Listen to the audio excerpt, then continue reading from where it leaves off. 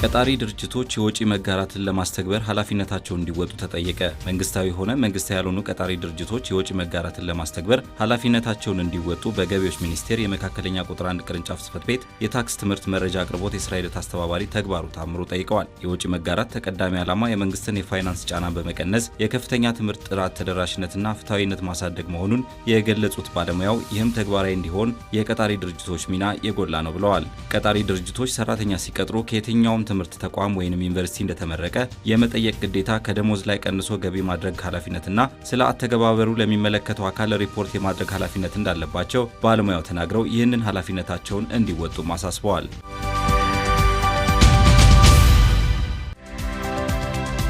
በጉምሩክ ኮሚሽን የቱሉ ዲምቱ ሁለገብ ህንፃ ግንባታ ስራ ተጀመረ። ኮሚሽነር ደበሌ ቃበታ በመርሃ ግብሩ ላይ ባስተላለፉት መልእክት ኮሚሽኑ ለአገር የሚጠቅም ህንፃ ግንባታ እንደሚያከናውን በማውሳት ግንባታው በፍጥነት እንዲጠናቀቅ በግንባታ ስራ ላይ ለሚሰማሩ አካላት ጥሪያቸውን አስተላልፈዋል። ኮሚሽነሩ በንግግራቸው የሚገነቡት 3 ህንፃዎች የቢሮ፣ የእንግዳ ማረፊያ፣ የተለያዩ አገልግሎቶችና ለአካባቢው ማህበረሰብ አገልግሎት የሚሰጡ ናቸው ብለዋል። የሸገር ከተማ ከንቲባ ዶክተር ተሾማ አዱኛ በግንባታው ማስጀመሪያው ላይ ባስተላለፉት መልእክት የጉምሩክ ኮሚሽን ቱሉ ዲምቱ ሁለገብ ህንፃ ግንባታ በጥራትና በፍጥነት መጠናቀቅ የቅርብ ክትትል ከማድረግም በላይ ሁሉን አቀፍ ድጋፍ እንደሚያደርጉ ገልጸዋል። የአዲስ አበባ ዩኒቨርሲቲ ፕሬዝዳንት ዶክተር ሳሙኤል ክፍሌ የአዲስ አበባ ዩኒቨርሲቲ ባለፉት 75 ዓመታት የማህበራዊ ፖለቲካዊና ኢኮኖሚያዊ ለውጦች ውስጥ ብዙ የሰራ መሆኑን ተናግረው ከጉምሩክ ኮሚሽን ጋር እየሰሩ የሚገኙት የአቅም ግንባታ፣ የሲስተም ዝግጅት፣ ካርጎ ትራኪንግ፣ የሰው ሀብት ልማትና የመሰረተ ልማት ስራዎች ላይ መሳተፋችን የአዲስ አበባ ዩኒቨርሲቲ በጉምሩክ ውስጥ አሻራ እንዲኖረን ያስችላል ብለዋል። ይህ ሁለገብ ህንፃ 2 ባለ 8 እና 1 ባለ 10 ወለል የህንፃ ዲዛይን እና ቁጥጥር ስራው በአዲስ አበባ ዩኒቨርሲቲ የሚከናወን ሲሆን በሸገር ከተማ አስተዳደር የኢንቨስትመንት ግሩፕ ስር የሚገኘው የሸገር ሪል ስቴት ኮንስትራክሽን ኮርፖሬሽን የህንፃ ግንባታውን ያከናውናል።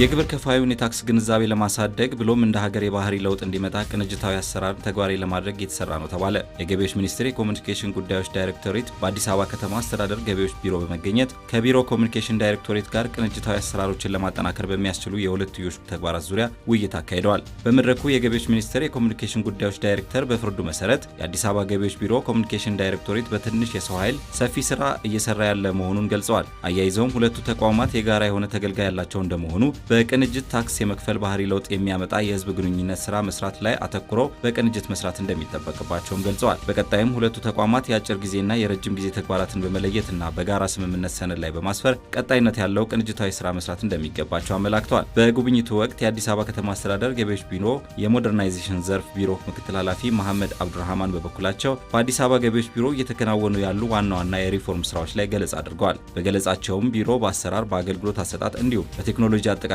ላይ በተካሄደ ውጤታማ የሪፎርም ስራ የተገልጋዮችን ቅሬታ መቀነስ መቻሉን አመላክተዋል። በቢሮ የኮሚኒኬሽን ጉዳዮች ዳይሬክተር ሰውነት አየለ በበኩላቸው ቀደም ሲል በገቢዎች ሚኒስቴር ኮሚኒኬሽን ዳይሬክቶሬት በመገኘት ጠቃሚ ልምዶች ማግኘታቸውን አስታውሰው ከገቢዎች ሚኒስቴር ጋር በበርካታ ሀገራዊ ግብር አሰባሰብ ሊያሳድጉ በሚችሉ ጉዳዮች ላይ በቅንጅት በመረጃ ልውውጥና መረጃ መጋራት፣ በሰው ኃይልና በግብዓት አጠቃቀም ላይ ተቋማቱን ትስስር በማሳደግ ሀገራዊ የግብር አሰባሰብ ላይ ለውጥ ለማምጣት የሚያስችሉ ስራዎችን በጋራ ግብ ስምምነት በመፈራረም ይሰራል ብለዋል።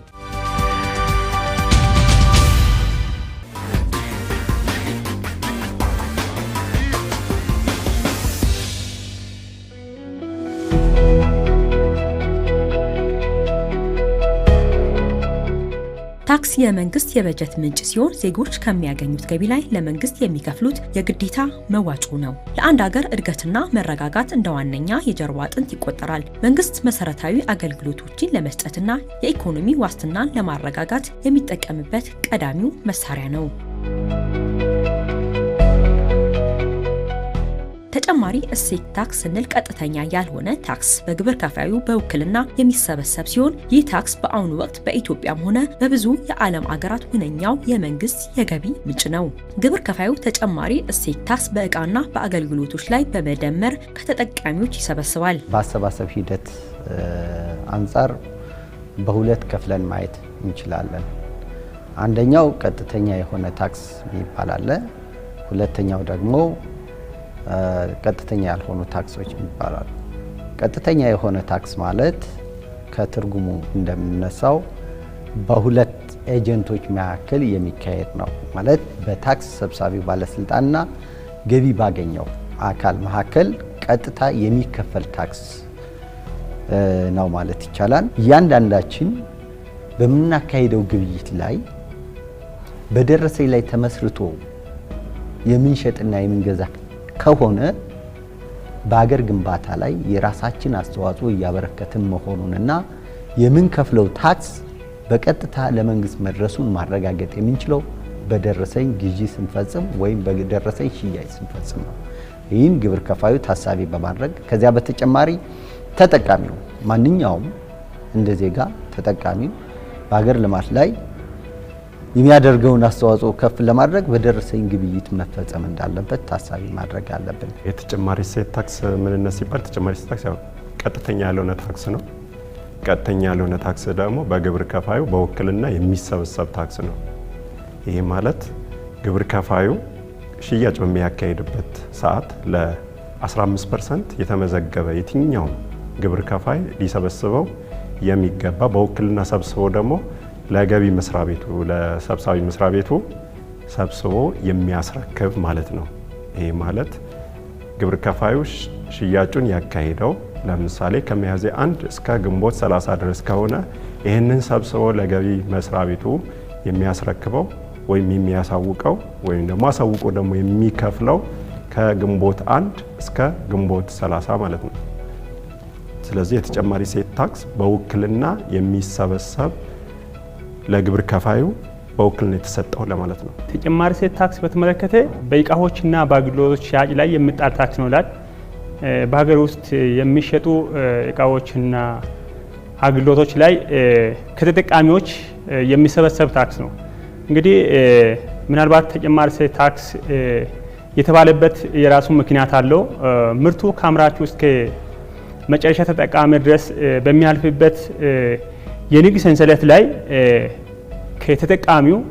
ተጠቃሚው ያው ተጨማሪ ዋጋን መሰረት በማድረግ የሚሰላ ታክስ እንደሆነ ያስቀምጣል። እንግዲህ ይህ ታክስ ቀጥተኛ ያልሆነ ታክስ ነው።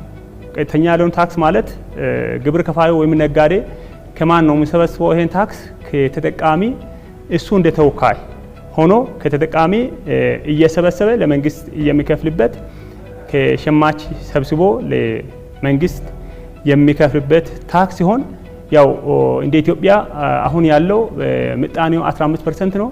15% አድ ያደረገ ወይም ተጨማሪ ያደረገ ከተጠቃሚ የሚሰበስብበት ታክስ ያው ተጨማሪ እሴት ታክስ ይባላል። በአገር ውስጥ የሚመረቱና ከውጭ ሀገር በሚገቡት ምርቶች ላይ ሆኖ ይሄ ምርት ከሀገር ውጭ ተገዝቶ ወደ ሀገር ሲገባም አገልግሎትም ሊሆን ይችላል፣ እቃም ሊሆን ይችላል። በዛ ላይ የተከፈለው ምን ይባላል? የምርት ታክስ ወይ ደግሞ የግብዓት ታክስ ይባላል። እዛ ላይ ተጥሎ የሚጣውን ከዛ ደግሞ ሲሸጥ የሚሰበስበውን እያቀናነሰ የሚከፍልበት ሁኔታ ነው ማለት ነው። በዛ ላይ እንግዲህ ግብር ከፋዩ ይሄንን እያቀናነሰ ሲከፍል ሁለት ውጤቶችን ሊያገኝ ይችላል። አንዱ ፖዚቲቭ ሊሆን ይችላል ወይ ኔጌቲቭ ሊሆን ይችላል። ሲገዛ የከፈለው ከበለጠ ኔጌቲቭ ነው የሚመጣበት ማለት ነው። ሲያቀናንስ ሲሸጥ እየሰበሰበውን ካነሰ ማለት ነው።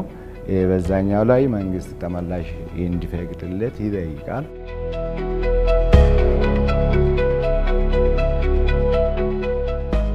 ተጨማሪ እሴት ታክስ የገቢ ሰብሳቢ መስሪያ ቤቱ በውክልና ለግብር ከፋዩ የሰጠው ሲሆን በዋናነት በንግድ ድርጅቶች አማካኝነት በቀጥታ ከሸማች በምርትና አገልግሎት ላይ ተጨማሪ ተደርጎ ይሰበሰባል። ማንኛውም በቫት የተመዘገበ ድርጅት አገልግሎት ሲሰጥ የእቃው ዋጋ ላይ 15% ጨምሮ ለደንበኛው መሸጥ ይኖርበታል። ተጨማሪ እሴት ታክስ ሁለት ሬቶች ወይም ምጣኔዎች ናቸው ያሉት፣ 0 ሬት እና የ15% ሬት ማለት ነው። ስለዚህ የ15% ተመዝጋቢ የሆነ የተጨማሪ እሴት ታክስን 15% ከሚሸጠው ሰብስቦ ለገቢ መስሪያ ቤቱ በወቅቱ ለዚህ የሚያሳውቅበት ጊዜ ተሰጥቶታል። በወቅቱ መጥቶ ማሳወቅ አለበት ነው። ያንን ካሳወቀ በኋላ ደግሞ የሚሰበሰበው እንዲህ ነው። ክፍያውን የሚያካሂድባቸው ሂደቶች መክፈል ይችላል። የሚከፍልባቸው የኢፔይመንት ሂደቶች አሉ። በቴሌብር መክፈል ይችላል። በኢፔይመንት መክፈል ይችላል።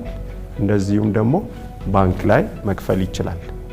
በተቀመጠለት ፕላትፎርሞች መሰረት አማራጭ የሚሆን ለሱ ሊሆን የሚችለውን ማካሄድ ይችላል ማለት ነው። በነገራችን ላይ ነጋዴው ይህ ታክስ አስተላላፊ ወይም ሰብሳቢ እንጂ ታክስ ከፋይ አይደለም። በውክልና ከማን ነው የሚሰበስበው? ከአገልግሎት ተቀባይ አገልግሎት ከሚሰጠው ወይም ዕቃ በሚሸጥበት ጊዜ በግዢ ወቅት የከፈለውን ታክስ በሽያጭ ወቅት እየሰበሰበ ያንን እያቀናነሰ ለማን ይከፍላል? ለመንግስት የሚከፍልበት የታክስ ስርዓት ምን ይባላል? ያው ታክስ የሚሰበሰብበት ሂደት ነው ተብሎ ይጠራል። ለዚህ የተመዘገበ ነፃ ካልሆነ በስተቀር የተመዘገበው አካል አንድ ከተመዘገበበት ቀን ጀምሮ ይህንን መሰብሰብ መጀመር አለበት። የሰበሰበውን ደግሞ ካቀናነሰ ያንን ማሳወቅ መክፈል አለበት ማለት ነው። ይሄ መሰብሰቡ አለማሳወቁም አለመክፈሉ ከኋላ ምን አለው? ቅጣት አለው ማለት ነው። መንግስት እንደ መንግስት ሰብስብልኝ ብሎ የወከለው አካል በጊዜው ሰብስቦ ካላስገባ እሱም ከኋላ ቅጣት ስለሚጣልበት በየጊዜው የተሰበሰበ ለመንግስት ገቢ መሆን አለበት። እነኚህ አካላቶች እንግዲህ አንድ ፍቃድ ካወጡ ቀን ጀምሮ በ7 ቀን ውስጥ መመዝገብ አለባቸው ይላል። በዛ ህግ ላይ ተመስርቶ ነፃ ካልሆነ በስተቀር ማለት በህጉ ነፃ የሚሆኑ ነገሮች አሉ፣ ለፍጆታ የሚውሉ ምርቶች አሉ። እነኛን መንግስት እንግዲህ ህዝቡ እንዳይጎዳ በዛ ላይ እንዳይጣል የተለያዩ ነገሮች ላይ ነፃ አድርጎታል።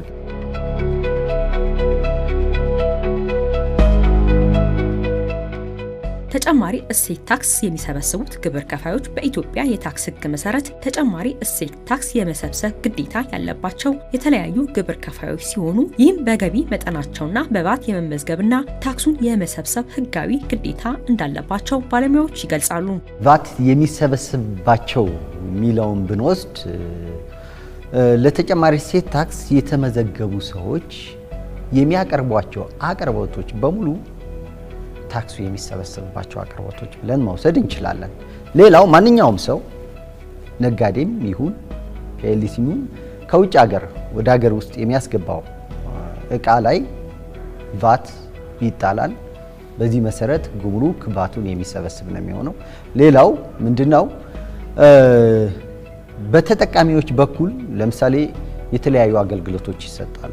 ከውጭ ሀገር ሆነው ሀገር ውስጥ የሚሰጧቸው አገልግሎቶች ሊኖሩ ይችላል። ወይም በኦንላይን የሚሸጧቸው ሽያጮች ከፍተኛ ሽያጮች ቢኖሩ ተጠቃሚው እነሱን በመወከል ቫት የመሰብሰብና የመክፈል ግዴታ ያለበት መሆኑን በዚሁ አጋጣሚ ማስገንዘብ እፈልጋለሁ። ለተጨማሪ እሴት ታክስ ሰብሳቢነት የተመዘገቡ ግብር ከፋዮች በሙሉ የተጨማሪ እሴት ታክስን መሰብሰብ ግዴታ ተጥሎባቸዋል።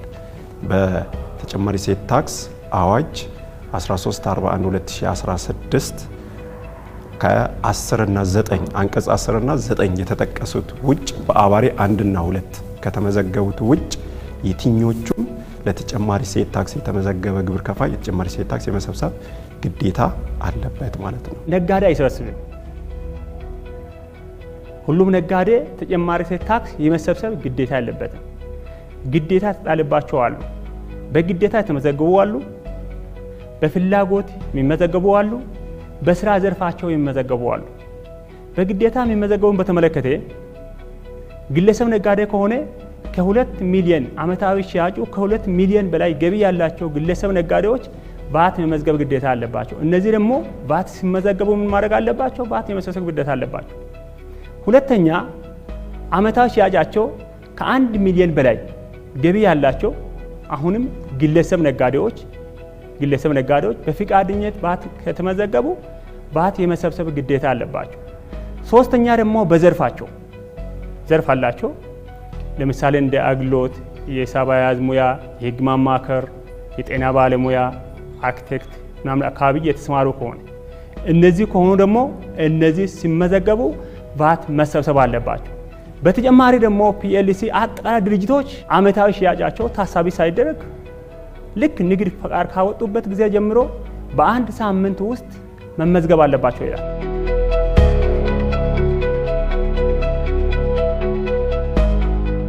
በደረሰኝ ግብይት መፈጸም እንዳለበት ታሳቢ ማድረግ አለብን። ሌላው ይህ ታክስ ዲዛይን ሲደረግ ሌሎች የማህበረሰብ ክፍሎችን ታሳቢ የማድረግ ስራ ተሰርቷል። መሰረታዊ የሆኑና ሚዛናዊ ያልሆነ የታክስ ጫና እንዳያደርስ መሰረታዊ የሆኑ ነገሮች ከዚህ ወይም ከተጨማሪ እሴት ታክስ ነፃ የተደረጉበት አግባብ አለ።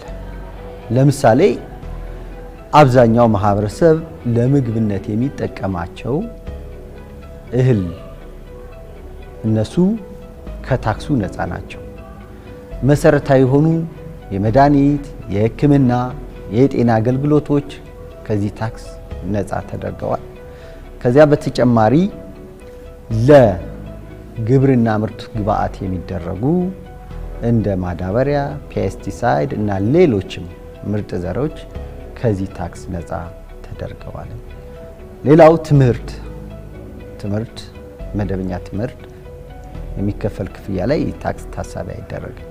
ስለዚህ ዘርፈ ብዙ ጠቀሜታ እንዳለው የተጨማሪ ታክስን መውሰድ እንደሚገባን እዚህ ጋር ለመግለጽ እወዳለሁ። ህብረተሰቡ ለመደገፍ ሲባል መንግስት መሰረታዊ የሚባሉት እንደ ዳቦ፣ እንደ ወተት፣ መድኃኒት፣ የትምህርት አገልግሎት ከቫት ነፃ እንደሆኑ አድርጓቸዋል። ሌሎችም አሉ። የእህል ውጤቶች፣ የግብርና ምርቶች ስንዴ፣ በቆሎ፣ ባቄላ፣ አተር፣ ሽምብራ፣ ጤፍ እነዚህና የነዚህ ዱቄትን ነፃ አድርጎታል። እነዚህ ምንድነው እንግዲህ ህብረተሰቡን ለመደገፍ መሰረታዊ የሆኑ ጉዳዮች ስለሆኑ እነዚህን ነፃ አድርጓቸዋል። ከዚህ ውጭ ያሉት አጠቃላይ ያው ቫት የሚመዘገቡ ናቸው።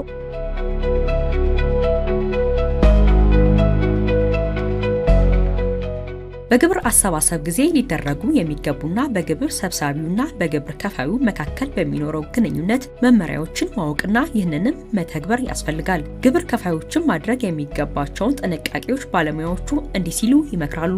በግብር አሰባሰብ ሂደት ላይ መድረግ ያለበት ሁኔታ እንግዲህ ከህግና ከአሰራር አንጻር ሶስት ነገሮችን ታሳቢ ቢደረግ። ሶስት ነገሮች የሚባሉት አንደኛ የደረሰኝ ስርዓት፣ ሁለተኛ የሰነድ አያያዝ፣ ሶስተኛ ደግሞ የጊዜ ገደብ። እነዚህ ነገሮች ጥንቃቄ ማድረግ የሚገባቸው ነገሮች ናቸው። ደረሰኝ በተመለከተ እንግዲህ ማንኛውም ግብይት ያደረሰኝ መሸጥ ወንጀል ነው፣ አይቻልም። በተለይ ቫት የተመዘገበ ሰው ግብይቱን ሲያከናውን መሸጥ ያለበት በደረሰኝ ነው። ያደረሰኝ ከሆነ በህግ ይጠየቃል። የወንጀል ቅጣትም አለ፣ አስተዳደራዊ ቅጣትም አለ። ግብር ከፋዩ በራሱ በሰራው አይደለም፣ ከከስተመሩ ወይም ከተጠቃሚው የሚሰበሰብ ነው። ስለዚህ ይሄ ደግሞ በወቅቱ መንግስት ሰብስቦ እንዲያመጣለት ወይም በወቅቱ ሰብስቦ ከተጠቃሚው በውክልና የሰጠው ስለሆነ ይሄንን በወቅቱ ገቢ ማድረግ ይጠበቅባቸዋል። ስለዚህ እነሱን የሚነካ ነገር አይደለም። እኔ አንቺ ከምንጠቀመው ቫሉ አድ አድርገው ከሚሰበስቡት ሰብስበህ አምጣልኝ ተብሎ የተሰጠው ውክልና ነው። ግብር ከፋዩ ምንም የሚነካው ነገር የለም። ተጠቃሚው ነው ይሄን ይጎዳልም ከተባለ ማለት ነው። ስለዚህ ግብር ከፋዩ ምንም የሚጎዳው ነገር ስለሌለ በወቅቱ ማሳወቅ መጣል ይኖርበታል። ሌላው ግን ማሳወቂያ ጊዜ በተለይ ብዙ ጊዜ የምናያቸው ግብር ከፋዮች ሲጎዱ ባለማወቅ ማለት ያው ትምህርት አዘጋጅቶ ይማራሉ። የሚልኩትና እነሱ ደግሞ ሪፖርት የሚያደርጉት የተለያዩ ሰዎች ሆነው ለቅጣት ይዳረጋሉ። ስለዚህ ሽያጭ ቢኖረውም ባይኖረውም የተጨማሪ እሴት ታክስ ከመዝጋቢ እስከሆነ ድረስ በወቅቱ በተቀመጠለት የጊዜ ገደብ መሰረት መጥቶ ማሳወቅ ይጠበቅበታል ማለት ነው። በየወቅቱ እየሰበሰቡ በየወቅቱ ለመንግስት የመክፈል ግዴታ አለባቸው ናቸው። ከዚህ ጋር ተያይዞ ለመጨመር የምፈልገው ነገር ቢኖር ተጨማሪ እሴት ታክስ ለግብር ከፋይ ወጪ አይደለም። እሱ ምንድነው? አስተላላፊ ነው። ወይም ከአገልግሎት ከሚሰጠው እየሰበሰበ ከገዛው እያቀናነሰ ለመንግስት ታክስን እየሰበሰበ የሚከፍለው እንጂ የራሱ ወጪ አይደለም። ብዙ ግብር ከፋዮች ቫትን እንደ ወጪ አድርጎ የሚያስቡ ሰዎች አሉ። አይደለም። ቫት እሱ ተወካይ በውክልና እየሰበሰበ ለመንግስት የሚከፍል ታክስ እንጂ ያው ወጪ እንዳልሆነ እንዲረዱ የሚለውን ለመጨመር እንደ ገቢዎች ሚኒስቴር የተዘጋጀው የግንዛቤ ማስጨበጫና የትምህርትና ስልጠና ሁኔታ ተጠናክሮ እየቀጠለ ነው። ነገር ግን በሁሉም አገሪቱ ደረጃ እየተሰጠ አይደለም እና ሁሉም ቫት ተመዝጋቢ ወይ ደግሞ ግብር ከፋይ ይሄንን እውቀት እንዲይዝ ለወደፊት ማለት ነው በሚያገኝበት ስፍራ ለምሳሌ አዲስ አበባ ከተማ ላይ ያው በ6 ብራንቾች ላይ እየተሰጠ ነው። ጉምሩክን ጨምሮ ሌሎችም አሉ። በዚህ ስፍራ ላይ ተገኝቶ ግንዛቤውን ማግኘትና የግብር አከፋፈሉን ስርዓት በደንብ ጠንቅቆ ካወቁ ለወደፊት ለራሳቸውም ጥቅም ነው። ለምን መብታቸውን የማወቅ ግዴታቸውን የመወጣት ሁኔታ ስለሚያገኙ ይሄንን በደንብ ማወቅ አለባቸው።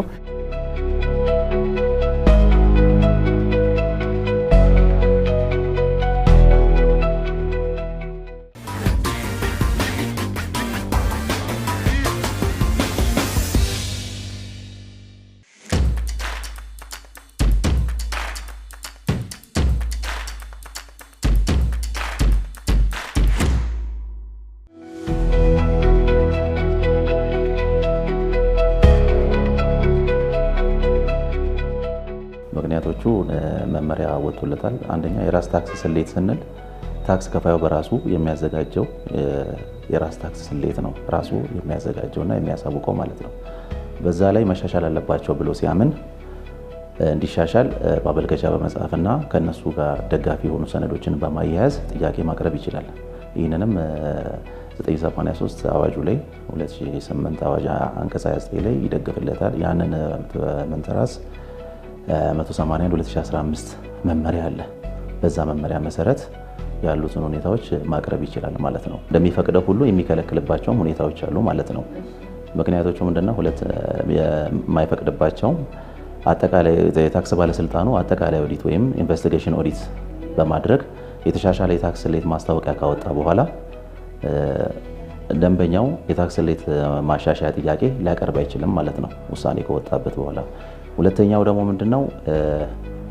ማሻሻያ እንዲደረግለት ጥያቄ አቅርቦ የታክስ ባለስልጣኑ ማሻሻያውን አይቶ ውሳኔ ካወጣበት በኋላ ውሳኔ በወጣበት ማሻሻያ ላይ በድጋሚ ማሻሻያ እንዲደረግለት ጥያቄ ማቅረብ የማይችልበት ሁኔታ ነው ያለው ማለት ነው። አንደኛ በኢንቨስቲጌሽን ኦዲት ወይም አጠቃላይ ኦዲት በሚደረግበት ጊዜ የታክስ ስሌት ማሻሻያ እንዳለው ግብር ከፋዩ ካወቀ ኦዲት የሚደረገው ክፍል ሄዶ ይህን ጥያቄዎቹን ቀጥታ ኦዲት ከሚደረገው ክፍል በማቅረብ ከኦዲት ውጤት ጋር እንዲወጣለት ይደረግለታል ማለት ነው። በዛ ምክንያት ነው በኦዲት ምክንያት ውሳኔው ካገኘ በኋላ ድጋሚ መጠየቅ የማይችለው ማለት ነው ማሻሻያውን።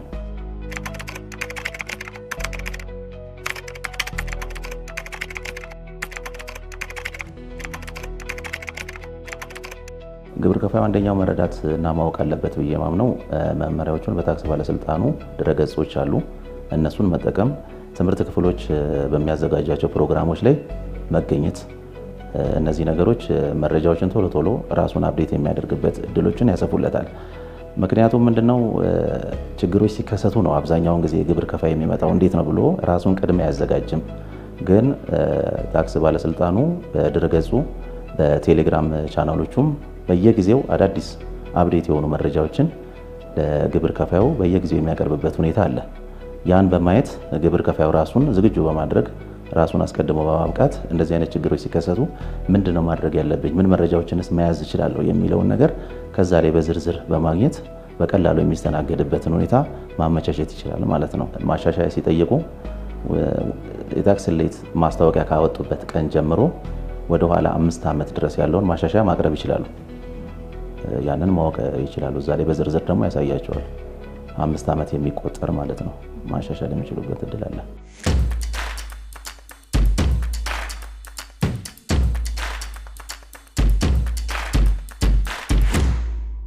ኃላፊነት ላይ ያለ የሆነ ህዝብ አገልጋይ የድርሻችን ይወጣ ክቡር ግብር ከፋይ። ሕገ ወጥነት፣ ኮንትሮባንድ፣ አደንዛዥ መድኃኒቶች የትውልድ ማጥፊያ ናቸው፣ የጠላት መሳሪያዎች።